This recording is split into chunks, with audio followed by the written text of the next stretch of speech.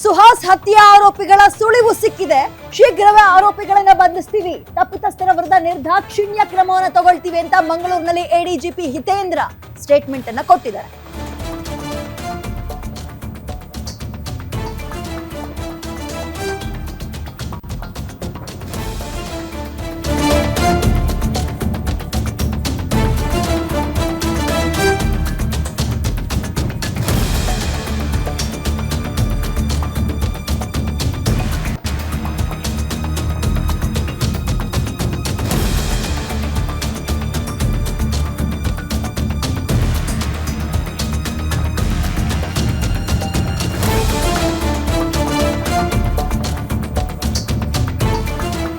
ಸುಹಾಸ್ ಶೆಟ್ಟಿಯ ಮರಣೋತ್ತರ ಪರೀಕ್ಷೆ ಕೂಡ ಆಗಿದೆ. ಬಂಟ್ವಾಳದಲ್ಲಿ ಅಂತ್ಯಕ್ರಿಯೆಗೆ ಕುಟುಂಬಸ್ಥರು ನಿರ್ಧಾರವನ್ನ ಮಾಡಿದ್ದಾರೆ.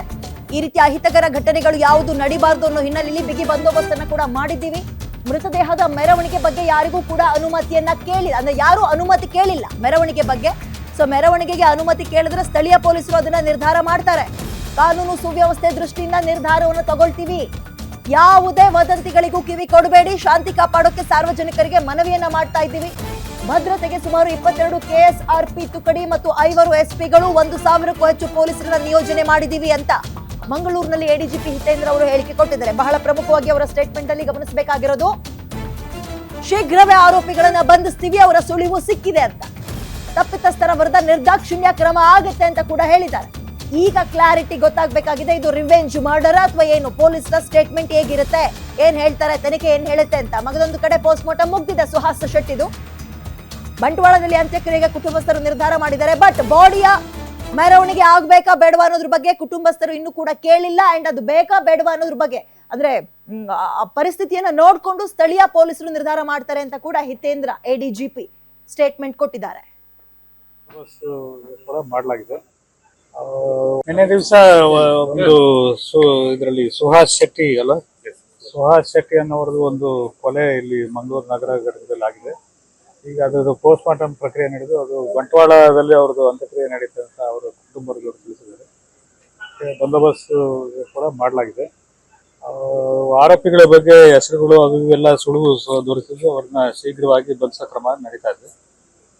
ಮತ್ತೆ ಸಾರ್ವಜನಿಕರಲ್ಲಿ ವಿನಂತಿ ಅಂತ ಹೇಳಿದ್ರೆ ಶಾಂತಿ ಸುವ್ಯವಸ್ಥೆ ಕಾಪಾಡ ನಿಟ್ಟಿನಲ್ಲಿ ಎಲ್ಲರ ಸಹಕಾರ ಪೊಲೀಸ್ ಇಲಾಖೆ ಈ ಸಂದರ್ಭದಲ್ಲಿ ನಾವು ಕೊಡ್ತೇವೆ. ಘಟನೆಗಳು ಇಲ್ಲಿ ಮಂಗಳೂರು ಚರಿತ್ರೆ ನೋಡಿದಾಗ ಇದರಲ್ಲಿ ಯಾವುದು ಅಸ್ವಾಭಾವಿಕವಾಗಿ ಯಾವುದು ಕಾಣ್ತಾ ಇಲ್ಲ. ಮತ್ತು ಅದರಲ್ಲಿ ಏನಿದೆ ಯಾರು ತಪ್ಪು ಮಾಡೋದು ಕೂಡ ಅದು ನಿರ್ದಾಕ್ಷಿಣ್ಯವಾಗಿ ಅವ್ರ ಮೇಲೆ ಕಾನೂನು ಕ್ರಮವನ್ನು ತಗೊಳ್ಳೋದು ಪೊಲೀಸ್ ಇಲಾಖೆ ಮಾಡಬೇಕು. ಕ್ರಿಮಿನೇಷನ್ ಮಾಡಕ್ಕೆ ಇದೆ. ಮೆರವಣಿಗೆ ಈಗ ಮಾಡಿದ್ರೆ ಮುಂದೆ ಏನೇನಾಗ್ತದೆ ಅಂತ ಅದನ್ನು ಊಹಿಸಕ್ಕೆ ಬರೋದಿಲ್ಲ. ಹಾಗೆ ಅದು ಮೆರವಣಿಗೆ ಬಗ್ಗೆ ಸ್ಥಳೀಯ ಪೊಲೀಸರು ಅದ್ರ ಬಗ್ಗೆ ನಿರ್ಧಾರ ತಗೊಳ್ಳಕ್ಕೆ ಅವ್ರಿಗೆ ಅಧಿಕಾರ ಕೊಟ್ಟಿದ್ದೀವಿ. ಗೊತ್ತಾಗಿದೆ, ಆರೋಪಿಗಳ ಗೊತ್ತಾಗಿದೆ, ಅರೆಸ್ಟ್ ಮಾಡ್ತಿದ್ದೇವೆ. ಬಂದೋಬಸ್ತ್ ಈಗ ಒಂದು 22 ಕೆಎಸ್ಆರ್ಪಿ ಪ್ಲಟೂನ್ಸ್ ಬಂದಿದ್ದಾವೆ.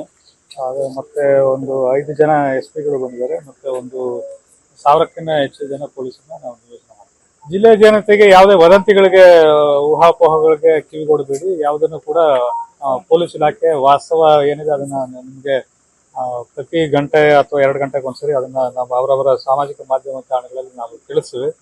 ಅದನ್ನು ಮಾತ್ರ ತಾವು ಭರವಸೆ ಇಡಬೇಕು ಅಂತೇಳಿ ನಾನು ಅಲ್ಲ ಅವ್ರದ್ದು ಶವ ಸಂಸ್ಕಾರ ಆಗ್ಲೇಬೇಕಲ್ವ? ಹೌದು, ಸಂಸ್ಕಾರಕ್ಕೆ ಅವಕಾಶ ಮಾಡ್ಬೋದು.